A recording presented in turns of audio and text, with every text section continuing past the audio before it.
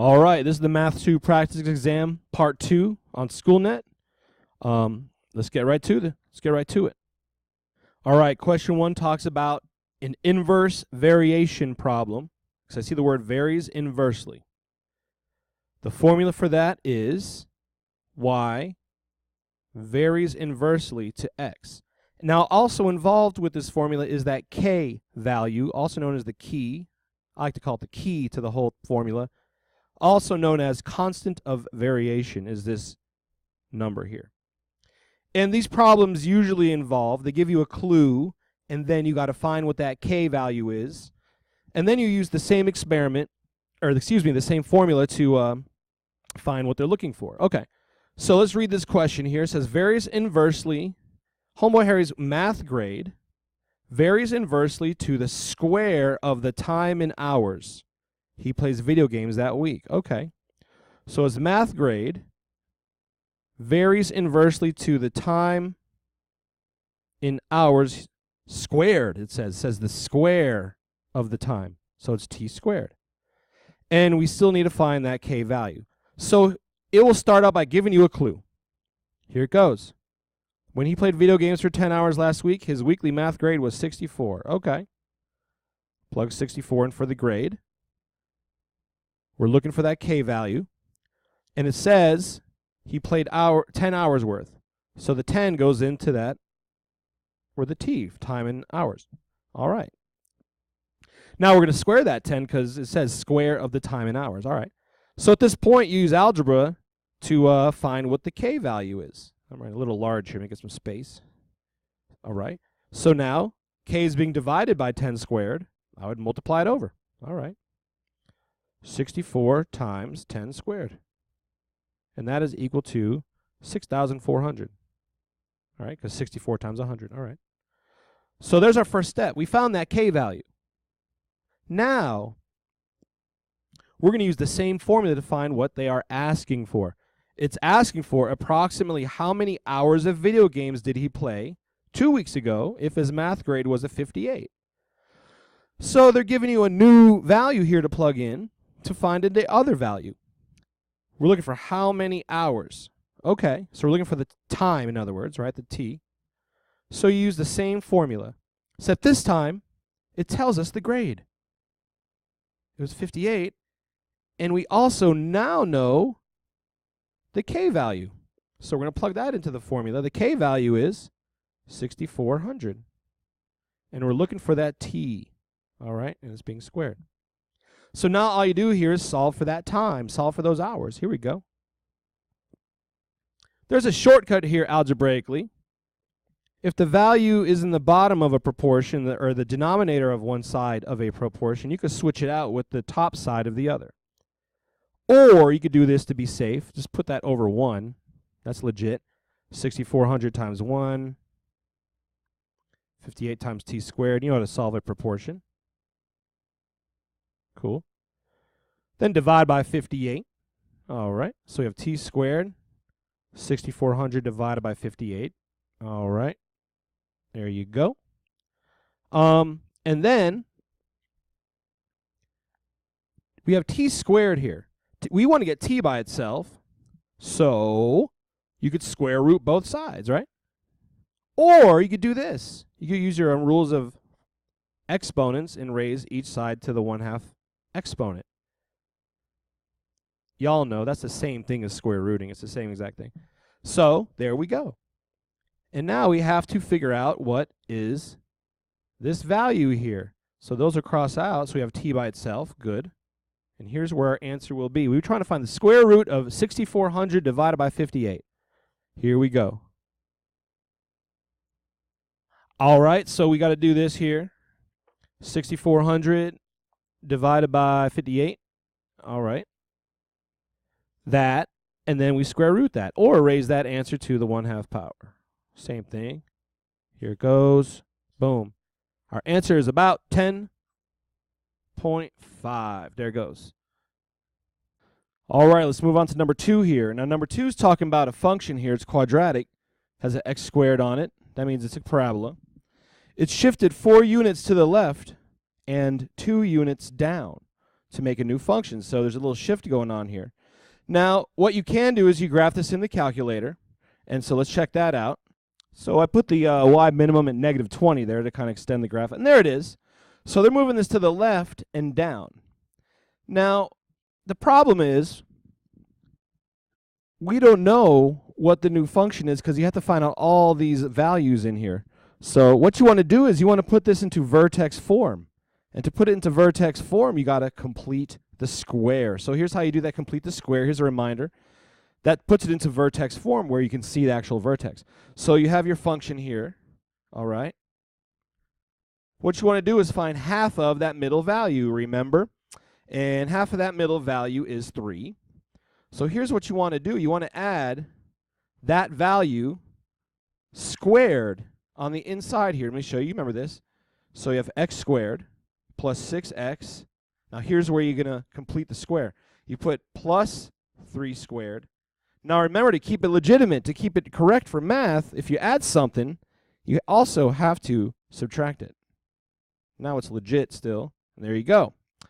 So you have this value here, and the whole reason we do that is we could put this into vertex form easily. Those three things form a perfect square binomial. Remember this? Makes that perfect group, and that half value goes right there. And it was positive 3, so it's x plus 3 squared. Now this part you have to simplify. To simplify that part, all you do is you throw that in the calculator, just figure it out. We have negative 3 squared is 9. So negative 9 minus 8, that's going to be minus 17. There it is. So you know that the vertex of this is at -3, -17. That's the vertex of this one. And that was about right when we looked in the graph. So if you looked in the graph here, you saw, yeah, right there, -3, 17, -3, 17. Yeah, down. Quadrant 3. Now it says 4 units to the left. All right, so I'm in a different color. I'm going to show the shift now. Left means to the negative aspect horizontally, right? So you have -3, and we're going to move another -4, right? That is -7. -17, it says 2 units down, so we're going to go 2 more down there. -17 minus 2 is -19. There is your new vertex. True? So what are we going to do with that vertex? Well, you can now write the vertex form for the new function here, g of x. And since the x-coordinate is -7, you're going to put x plus 7, right? Because distance is a difference for negative. And then this minus 19 goes out here.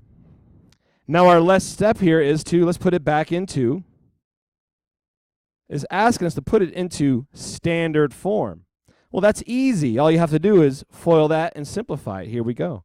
X plus 7 squared is x plus 7 times x plus 7 times itself. It's a perfect square binomial. X times x, x squared. We're going to have a 7x plus a 7x. That makes 14x. And 7 times 7 is 49. All right. And we have minus 19. Let's simplify that piece. We have x squared plus 14x plus 49 minus 19 is 30. So there is our new function there. It's asking for the b value in the standard form here, and sure enough, it's the one next to the single x, and our b value here is 14. There it is.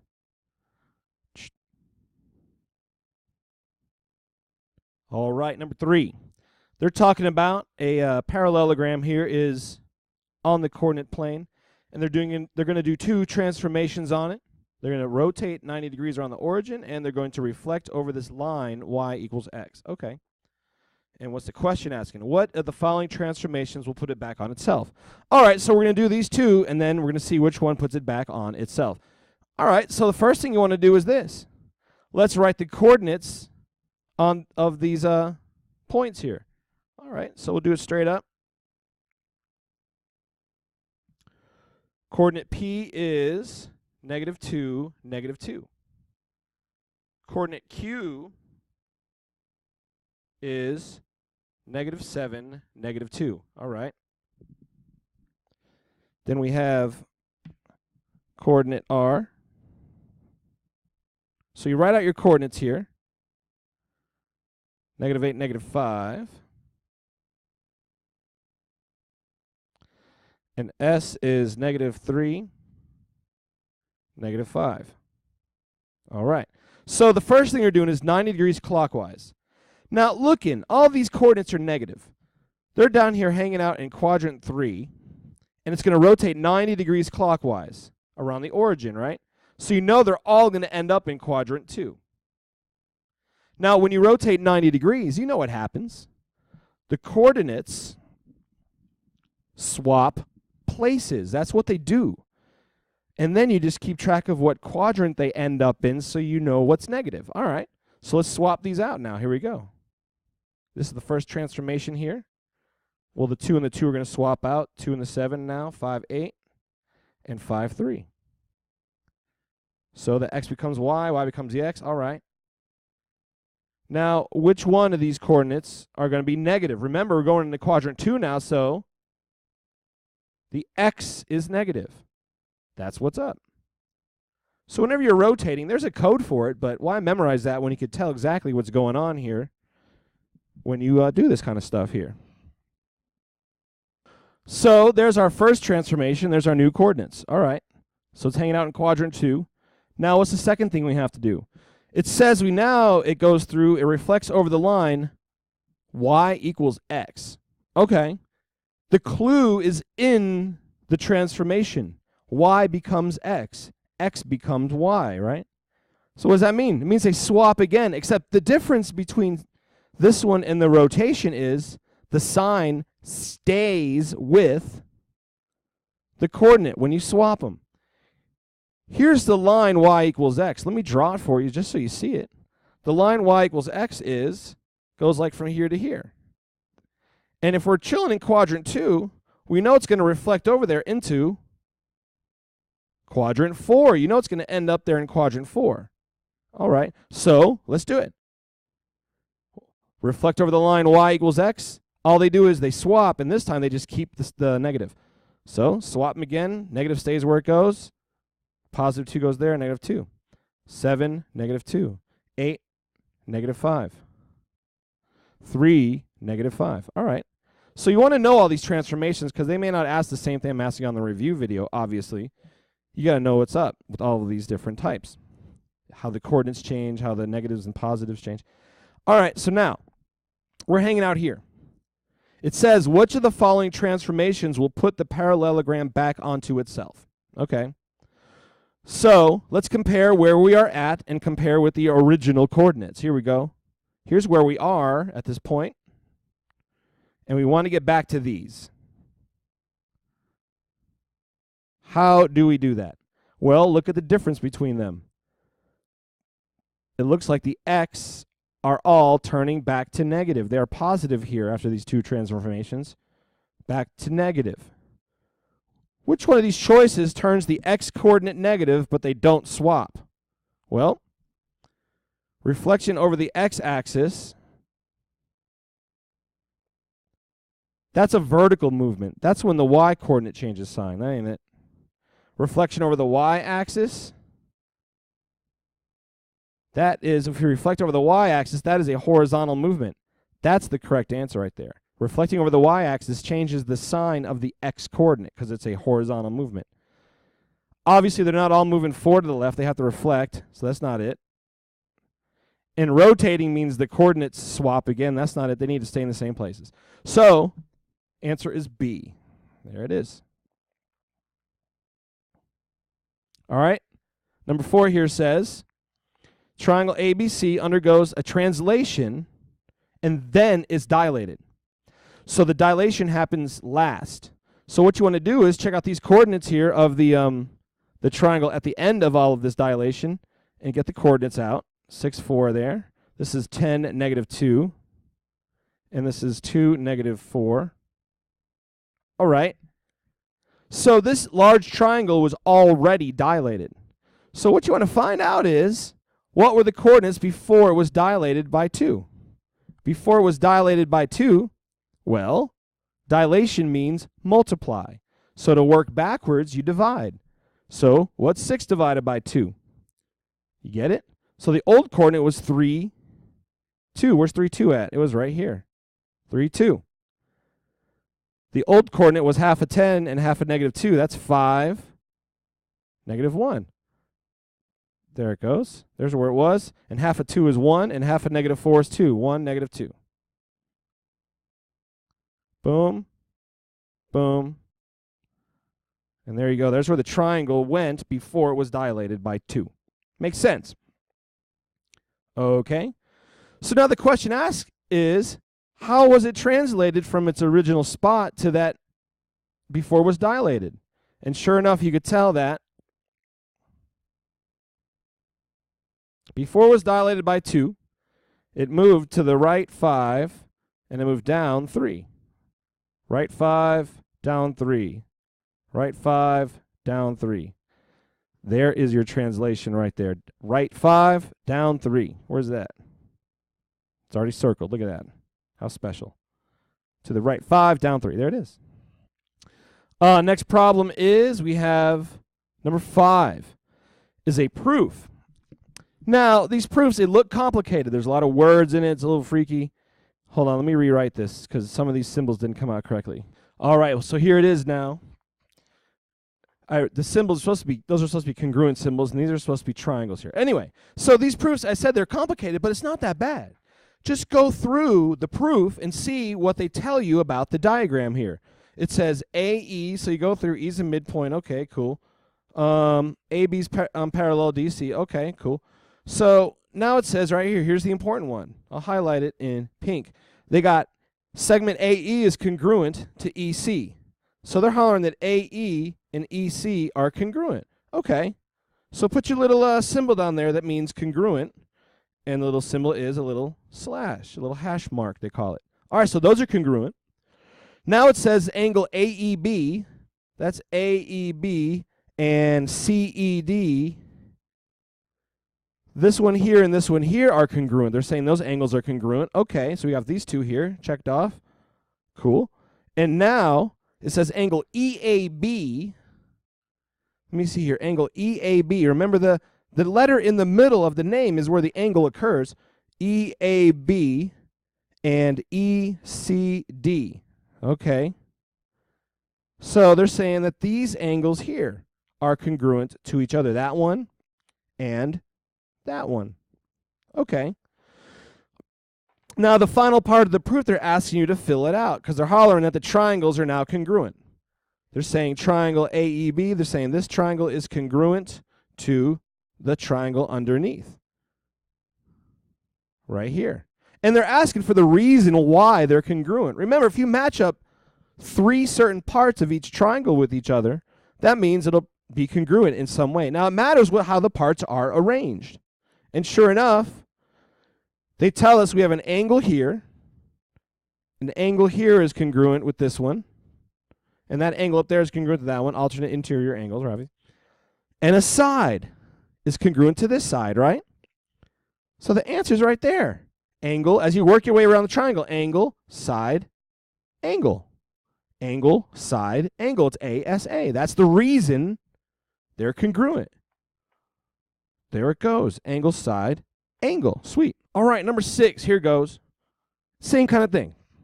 They're saying, they're giving you a few things that are congruent here, right? And all you do is mark them off in the triangle and then see what the question's asking. So I'm going to do that first. It says CD is parallel with AB. Okay, so these are parallel. Cool. EH is congruent to GF. So this one is congruent to that one. Okay. And it says EG is congruent to GE. That's the same segment, GE, EG. It is congruent to itself. Reflexive property, probably. All right. Now they're trying to get these two triangles to be congruent. It says EGF, this triangle, how is it going to be congruent? Or excuse me, they say, okay, we want to make these triangles congruent by side, angle, side, SAS. So we need to figure out an angle that's between these two corresponding congruent sides of the triangle here. So think about it. If it's that side there and this side here, what's the angle that's between those two sides? It's this one right there. What's the angle between these two sides here in this triangle? There's that side and there's that side. It's that one right there. So you have to figure out, why are those angles congruent and what are their names? That's it. Remember, the names of an angle are, you name a point on one side of the angle, then you name where the vertex of the angle occurs, like the corner itself, and then the other side. This is looking like angle GEH, right there. Okay. And the other one is going to be FGE, right there. EGH and FGE. Excuse me, GEH or HEG. It's the same thing, right? Make sure you get my stuff straight here. HEG. Yeah, that's legit. So it's HEG and FGE. Here we go. HEG and FGE. Well, looks like A and B is what we're looking for here. But now we need to figure out the correct reason. Why are those two angles correct? Here's the angle right here. Why is that angle and that angle congruent? What makes them congruent? Those are alternate interior angles. Remember, corresponding angles face the same direction. These are alternate interior. Alternate means they're on other sides of that transversal, and interior means they're between the parallel lines. All right. Check out the next one here. I already did these once. I got to re-erase it. Here's to explain it. All right. In the diagram below, ED is parallel to BC. With that information by itself, you don't know any of these. It doesn't say anything about having congruent segments or anything like that, or midpoints or anything, so none of these choices are correct. Of course, I miswrote the problem here. What's meant to be said is, in the diagram, ED is parallel to BC and AE is congruent to BE. That's what I meant to write in the problem here. So now, with those two clues, now we could do some things here. AE is congruent to BE. All right. So let's check through here. E is a midpoint. Yeah, that's definitely true. If it splits it in perfect half like that and they're both equal, it must be a midpoint is between. Yeah. Is AD congruent to BC? Those two lines congruent? Can they be congruent? No, you don't know that. Get out of here. ED is 1/2 the size of BC. Think about this. If they are parallel and this side is congruent to that segment and it's going the same way here, guess what? It's also going to split that side in half. That's true. Doesn't matter what angle that's going at, it's going to split that in half. This is called a mid-segment.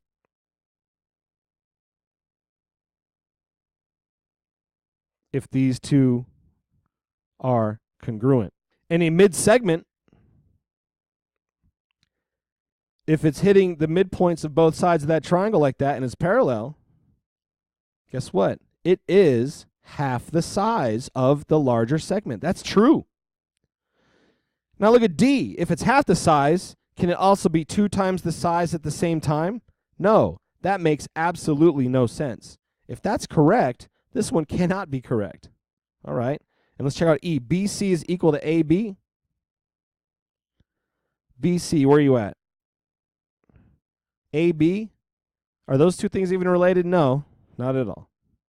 So your answers are A and C. All right. Next one here. There are 3 triangles here. Let's check them out. We have this one. I'll put them in different colors here. That's the medium-sized triangle. We have the small triangle, And then we have the old jumbo triangle here. Now, when you have an altitude here, a 90-degree coming off the hypotenuse there, it creates 3 similar triangles. So let's name the first big triangle here. It's ABC, right? Now remember, when you make a similarity statement like this, you got to make sure your angles that line up in the name are congruent. So now let's look at the green triangle here. Let's compare the pink triangle and the green triangle. You don't just arbitrarily write the letters. You got to see which angle matches up with the angle. So where's the right angle in the big triangle? Angle B in the big triangle, there it is, right here, is the right angle, right? That's the 90-degree angle right there. So what's the 90-degree angle in the green triangle? The 90-degree angle in the green triangle is angle D. So that has to go second in the name of that one. Okay. Now the next thing we look at is look for the shortest side of the pink triangle. The shortest side is AB, right, in the pink triangle. So what's the shortest side in the green triangle? The shortest side is DB or BD. So the shortest side is BD, right? So you write that next to the D there. BD matches up with AB. They're the shortest sides in each of those triangles. All right. And of course, the last angle is C. See how C matches up with C? Pretty easy. All right. Now the third one, let's just use the angles this time. So I'm going to erase the green triangle now. We're going to talk about the old yellow triangle, the small baby triangle here. All right. So let's get a similar statement here. Let's match it up with the large triangle. Again, it's the easiest way. Where is the 90-degree angle in the small triangle? It is also angle D. See it right there? It's 90 degrees. True. What angle matches up in both the yellow and the pink triangle? Well, angle A and angle A in both of those triangles are the same angle. So you know that's going to go first. And sure enough, what's left? Angle B. So there's a similarity statement between all 3 triangles. Okay. Now it says they want to make a proportion. So you got to make sure the proportions line up. So when I say line up, I mean when you check them out in order of the letters of the similarity statement. All right, so let's check out A here. It says AB is related to BD. Okay, that lines up pretty good. And then BD lines up with BC. So then they're saying this one lines up with BC. No, these are the last 2 letters. These are the first 2 letters. Now BD matches up with the last 2 letters there, but they're different triangles. That's not correct. The proportion has to be between 2 triangles, not all 3 triangles. That don't make no sense. All right. Here we go. Try next one. AC and BC. Okay, AC lines up with BC. Okay, maybe. BC lines up with DC. That looks legit. See how it's the first and third, second and third, second and third. That's legit. That's legit. I think that's the right one. But let's check the rest of them now. See how they follow a perfect line there? Okay. AD and AB. Okay. Where's AD at? Okay, it's over here then. AD and AB. Okay. And then AB and DC. No, that's between all 3 triangles. Nah. So B is the correct answer here. AD to BC. No, that's first 2, last 2. No, that's not even legit. That is definitely the correct answer. The proportion lines up perfectly. All right, here we go. This is one that looks complicated, but it really isn't. They say they have this A-frame house, and they're giving you these different dimensions here. They're giving you that dimension there. They're only giving a little diagonal here and a little height here. And it's asking, calculate the height of the deck. So let's break what's going on down here. Clearly, It says isosceles triangle. That's your clue here. That means basically this 11.5 feet right here, that's the same as that piece right there. It's because remember, isosceles triangles, both sides are equal, right? Has two equal sides. So that is 11.5 right here. This is one of those, and you're looking for this height here. I'll outline it in purple so you see what you're looking for. We're looking for the height, it says, right? So that's like right here, basically. We're looking for that piece right there. Now, guess what? This involves similar triangles. I always look for similar triangles, because once you have similar triangles, you can hook up a proportion, right? There it is. That pink triangle right here is similar to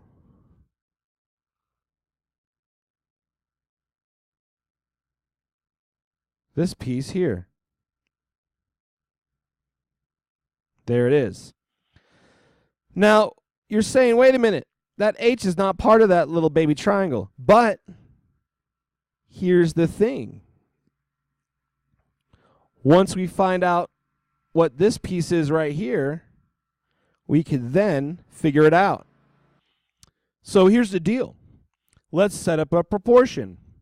X on the small triangle is related to 18. It's the same side, right? It's the corresponding side.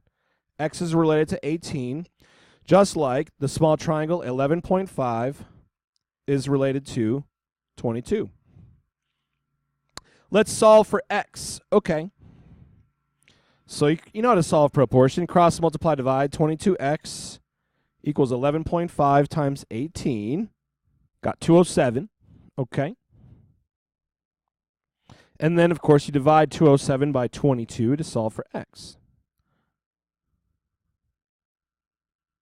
All right. And I got about 9.4. Okay. And now I'm going to go and make the common mistake and go find 9.4 in the... Yeah, there it is. Yeah. Player, we win. No. Remember what we're looking for. Let's erase all this similar triangle stuff. 9.4 was from here to here. That was a part of the similar triangle we found. That's 9.4. We're looking for height of the deck. How do you find that? There's one more step, people. The whole thing is 18 feet, right? That's the arrow, 18 feet. You got to subtract. So be careful. You know they'll put the answer in there after you do all that. You're like, oh, I'm finally done. No, you're not.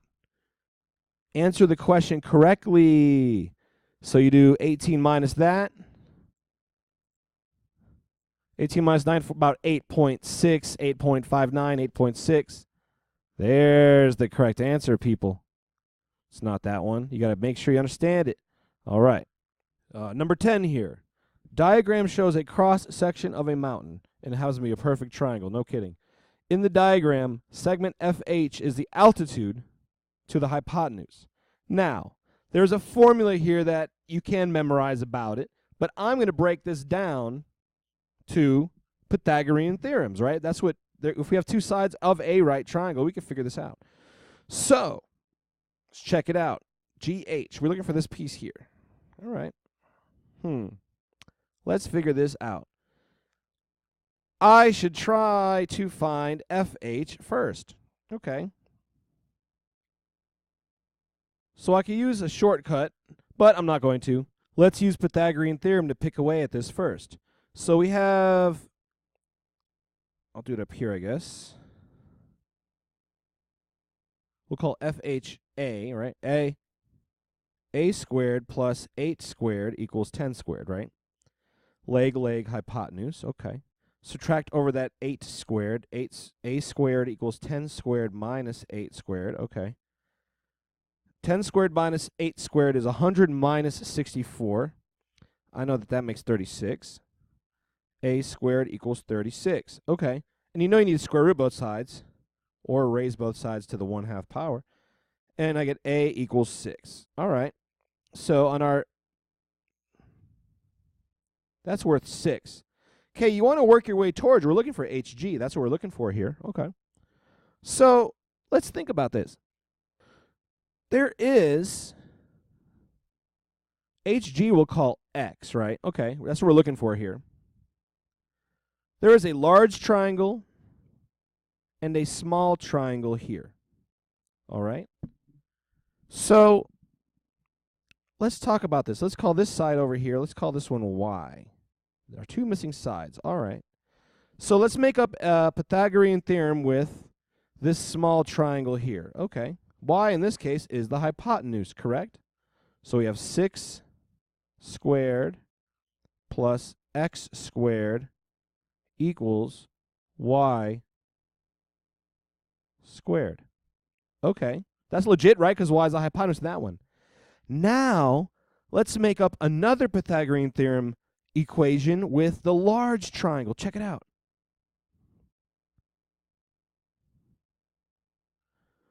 Okay. In this case, what's the Pythagorean theorem? In the red triangle, which one's the hypotenuse now? The hypotenuse is this one right here. True? What do you call the length of that whole thing? If that's 8 and that's x, the whole thing is going to be 8 plus x, or x plus 8, right? Cool. So let's make it the Pythagorean theorem with that one now. All right. So we have y squared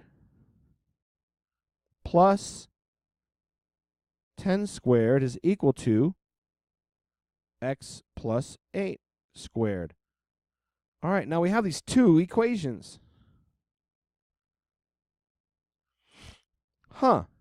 Okay. Well, let's all multiply them out here. Here's equation 1 from the small triangle, and here's equation 2 from the big triangle. Okay, let's multiply them out, see what we get. For equation 1, I'll set them off to the side here. Equation 1, we have x squared plus 36 equals y squared. This is as far as we get there. Okay, just chill it out. Now what about this piece? Well, let's FOIL it out, see what we get. All right, this goes to x squared plus 16x plus 64. That's what that FOILs out to, because it's a perfect square binomial. All you do is double the 8, remember, to get to 16. And 8 squared is 64, x times x. So y squared plus 10 squared is equal to that. Let's get y squared by itself on this piece. So you have x squared plus 16x plus 64 minus 100, because 10 squared is 100, right? All right. Now, still solving equation 2. To simplify it, we have y squared equals x squared plus 16x minus 36. Now check this out. If y squared is equal to that, then that must be equal to that, right? Y squared is equal to y squared.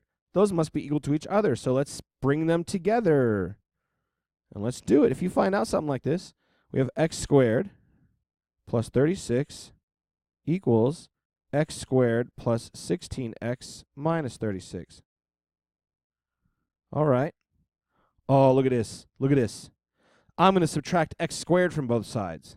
Ha-ha. See ya. See ya. We have 36 is equal to 16x minus 36. Add 36 to both sides. We're going to get x, I think. That's 72 equals 16x. And x equals 72 divided by 16. Check it out. X equals 4.5.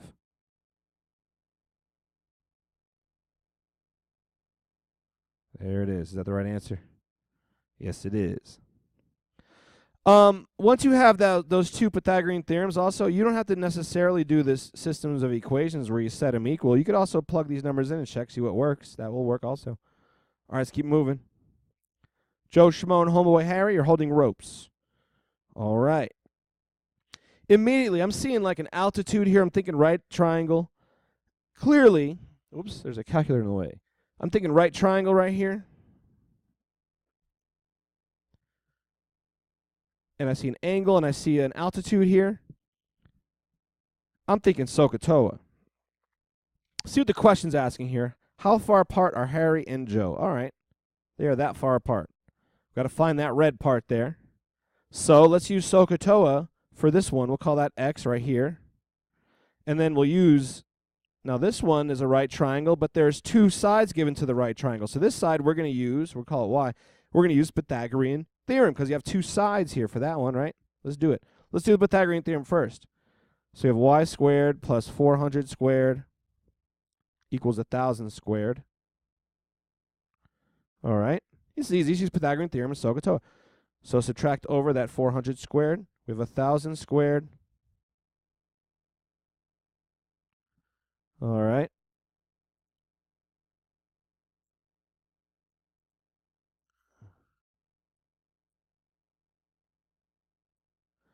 I get that value. Now, of course, what you got to do to both sides to get y by itself? You got to square root that piece. So let's square root that piece. Hit up, hit enter. About 916.5. Okay. So y is about 916.5. Now let's do the SOHCAHTOA here. We have 53 degrees is opposite of the 400 feet, and it's adjacent to the x. Okay, opposite adjacent, which one is that? Tangent. Use tangent and make sure your calculator is in degree mode. Here we go. Tangent of 53 degrees is equal to opposite, which is 400, divided by adjacent x. Now, you remember the shortcut here. When x is in the bottom, no need to shout. Take the piece and switch it out. So if x is in the bottom and tangent's on the top, you could change them out. That's legit. If you were to cross multiply and divide, if you put that over 1 and cross multiply and divide, that's what you get up with. So remember, x is in the bottom, just switch it out. Tangent 53. And use your calculator. Always, always make sure you're in degree mode. Where are we at here? Mode. Degree mode. Yeah. All right. 400 divided by tangent of 53. Boom. I got 301. So this piece is 301. This piece was what? 916 plus 301.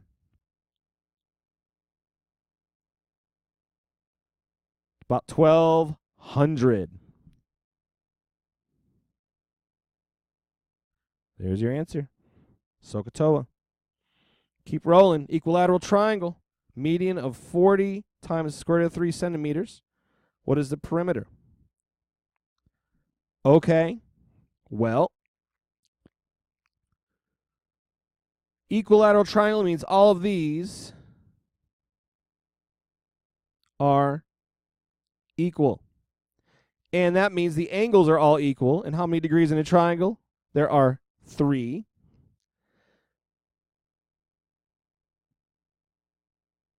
And all 3 angles are 360 divided by 3 is 60 degrees. Now, this is a shortcut, actually, because it says this line here is 40 times the square root of 3. I'm going to tell you something. I bet you this side is 40. And I bet you this side is 80. I bet you it's that, because that's a special shortcut I know. But let's use SOHCAHTOA and see what's up. So let's see if we could find, let's look for this hypotenuse. We'll call it x. Opposite over hypotenuse, you know what that is. That's sine. Sine of 60 degrees is equal to opposite, which is 40 root 3 over hypotenuse. Same thing. You remember the deal. When in the bottom, don't doubt. Switch it out. X equals 40 root 3 divided by sine of 60. And let's check the calculator. Just use it. All right. Put in parentheses 40 square root of 3, true, divided by sine of 60. We are in degree mode because we just did it. It is 80. I told you. in a special 60-30 triangle, there's a special thing. But use SOHCAHTOA. Always check yourself. So if that side's 80 and it's equilateral, then that side must be 80 and that side must be 80, right? The whole thing. So 3 times 80 is 240. There you go. Keep moving. Spinner is divided into 4 equal sectors that are colored green, red, yellow, and blue. Homeboy Harry spins it and records. It says, what's the approximate difference between theoretical outcome of landing on green and empirical outcome? Theoretical is when you figure out the probability with math. Empirical is when you actually do the experiment like homeboy Harry did. So what's the empirical? If they're all equal, there's 4 of them, obviously it's 25%. That's the theoretical. Now the empirical is what actually happened. And we're looking at green here. So what actually happened was, it was 4 out of, how many total spins was there? 12 plus 6, 18 plus 6, 24. So it's 4 out of 24. Let's see what that is. Okay, no problem. 25%, 0.25. Or you can do 1/4 if you want, but it's easier to put decimal, I think. Divided by 4, divided by 24 spins. Got Miss Math fracked that. About 1/12 is the difference here. See if that's an answer. Oh, it was a difference. It was right there. Yeah, there is a difference. So remember, theoretical is just when you figure it out with math, with, total divided by total possible and how many you want, versus when you actually do an experiment, which is called empirical. All right, let's keep rolling. Using the Venn diagram below, what set is the complement of set A? Complement basically means all the numbers that aren't in set A. That's all that means. You have set A, and then those that aren't in set A. In other words, they're exclusive of set A. They're different. They're not in it. What numbers are not in set A? Now, you might say, oh, set A is just these right here, yo. No. Set A is everything within, whoa, what happened here? Everything within A's circle. That's what they're talking about. Set A is everything. Who's not in that circle? 6 and 8. That's the complement of set A. Following information is known about the employees of a company. 58 male and 42 female. Okay. 42 males are married, 19 are unmarried. Approximately, what is the probability of me choosing a female or unmarried minus a female given unmarried? Huh. Well, we should probably hook up a two-way chart. Let's do it. Two-way chart. Boom, boom. I'm thinking female, male. I'm thinking married. I got to put married and unmarried. Okay.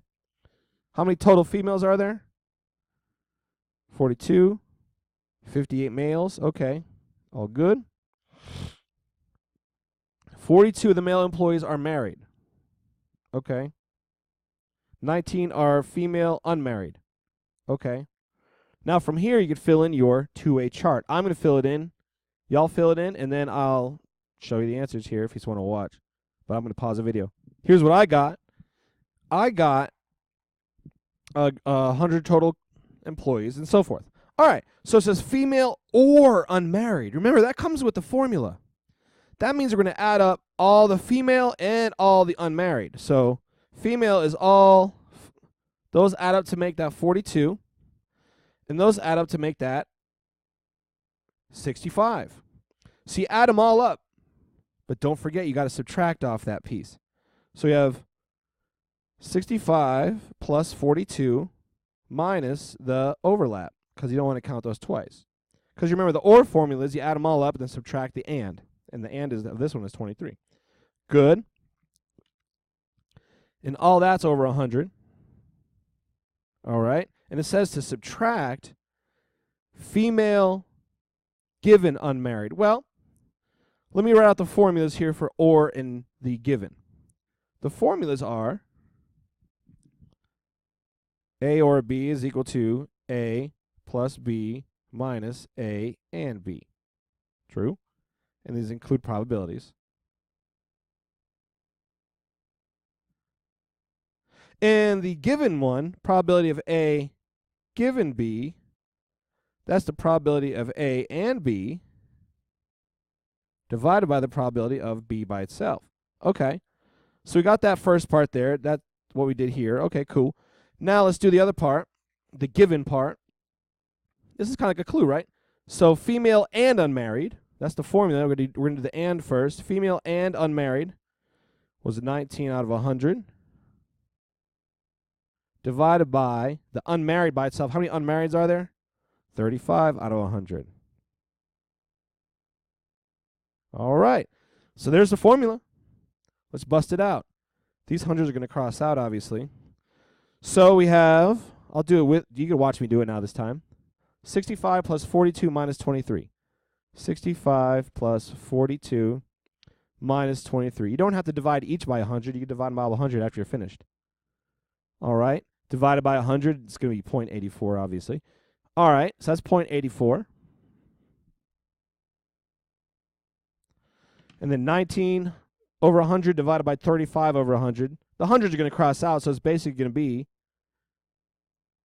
19 divided by 35.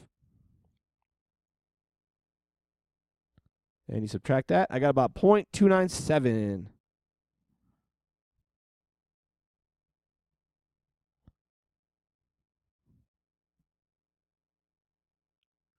Well, I must have changed the question and didn't change the answer because it's not there. Answer is 0.297. I guess we would pick the closest one, which is 0.221. But the answer is 0.297. I must have changed the question without changing the answers. So there's that one. All right. 3 more problems. Let's do it. 16. Weather forecast shows a 45% chance of rain, 45% chance of lightning, and a 25% chance of lightning and rain. All right, let's read through these answers. What are they asking for here? Which statement is correct? Okay, chance of rain and the chance of lightning are independent. Oh, I see what they're saying. Remember, they're asking about independence. If things are independent, you multiply the individual things to get the and. So, if 0.45 times 0.45 of them happening individually, if you multiply them together,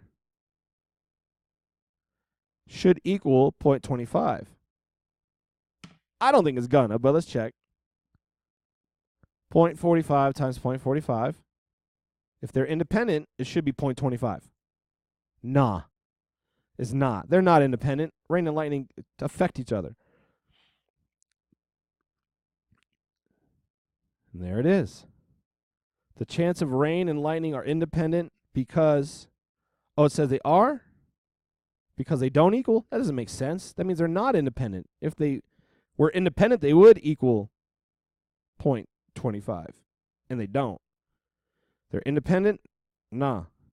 Dependent events because it doesn't equal. That's the correct answer right there. They are dependent events because they don't equal the and. That's the one. All right, let's check out this one. We're almost finished here. All right, a refrigerator contains red and green fruits and vegetables in the quantities shown in the table. Okay, another two-way table. Okay. Fruit, vegetable, red, green, exclusive groups. Okay. If a piece of fruit is selected. Ah. So they're hollering we're just talking about the fruits now. This is one of those given ones, those conditionals. If a piece of fruit is selected, what's the probability that it will be red? Okay. So how many red fruits? So you remember this. Probability of A given B is equal to probability of A and B over the probability of B. Okay. Let's break it out with the formula here. So what's the probability of A and B? Well, what's the total amount of fruits in here? Let's just do it correctly. So there's 17 there, 9 plus 17. There's 26 fruits up in here. See if that adds up. Yes, 14, 26. So the probability of A and B, fruit and red, is 5 out of 26. True. So they're asking for the probability we're looking for is red. The clue is we're picking out of the fruit only. All right. So now What's the probability of just the fruit? Okay. How many fruits are there? 14 out of 26. So when you divide fractions, you know, if there's the same denominator in the top and the bottom, they're going to cross out. It's going to be 5 over 14. That's your answer. Boom. Let's check it out. There it is. I did it in the calculator. 5 divided by 14. There it is. 526 divided by 1426. All right. Last question here. Let's do it. Venn diagram shows some stuff. Ooh, it's a triple. According to the probability shown in the diagram, which two events are independent? Remember, if they are independent, you multiply their probabilities together of the two events, and it should equal the and of them. So let's check x and y first. We're going to check x, and we're going to check y. So let's add up all the probability in there to get the total probability. What's the probability of x? That's easy. 3% plus 5% is 8, plus 2 is 10, plus 4 is 14. So they're 0.14 for x. All right. What's y now? All right. 13 plus 30 is 0.43, 44, 45, 0.50. 50% is y. So if they're independent, I should be able to multiply these two probabilities of each of the circles, and it should add up to be what's left in the middle of them, the and, right? Because that part there, both of these, that's x and y. Remember, independence means you multiply the individuals. It should equal the and. All right, so let's do it. Boom, 0.14 times 0.50. 0.07. What's in the and here? Sure enough, it's 0.05 and 0.02. 0.07. That means x and y must be independent, like the probabilities themselves. All right, there it is. X and y are, that must be the right answer. There it is. There's one part of the exam practice that we had in class. Hope you check this out. Hope it's helpful. Let me know if you have any questions. See ya. Bring your questions for the exam review day. Bye.